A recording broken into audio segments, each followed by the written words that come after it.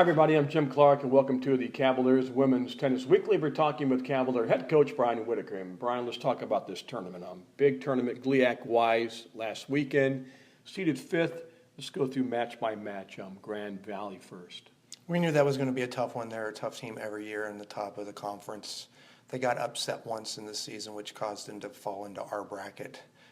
So we knew it was going to be a little bit tough. We actually competed well. They got their 5 points in the deciding match.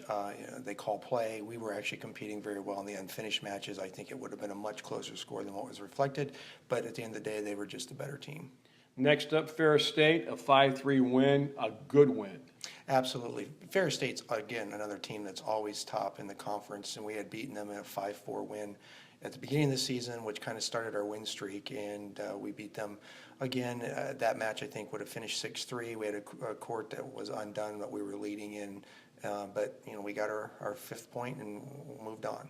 Then comes the match for fifth place, Hillsdale, team you beat earlier in the season. You dropped 2 out of 3 doubles, but you come back, you rally, you win. Yeah, that one concerned me in the regular season. Their strength was doubles, and we knew that was going to be an issue for us. We snuck out 2 wins in the regular season match. This time we only got 1, put a lot more pressure on us in the doubles, but we came through. And Sophie rallies to get the points that wins the match, that wins the whole thing for you. Yeah, that was a huge win for her. It's the first time all year the deciding match came down to her. She's playing #1 singles. She's a freshman playing against a more experienced junior in that position, and it was tough. She battled back and did really well. I was proud of her.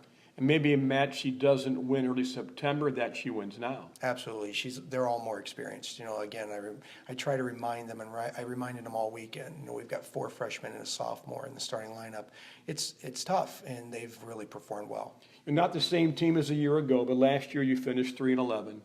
You reverse it almost 10-4. What a turnaround in 1 year. Absolutely. I mean, it's just the difference in the competitive nature of the athletes that we were able to bring in. They're talented, and they worked very hard. They're hardworking girls. They take coaching well, and we're looking forward to our off-season matches we'll have in the spring, and working to get better for next year.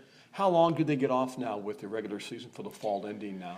Well, they'll have a few weeks off where they'll just stay away from me for a while and have a break. And then we'll start working in just some individual smaller groups that we're allowed to by NCAA rules and try and just improve on some of the fundamentals. And then we'll pick back up in February with an off season. And Bryan, congratulations on just a fabulous season, and we'll talk to you in the spring. Great, thank you. I'm Jim Clark, and that's Cavalier Weekly.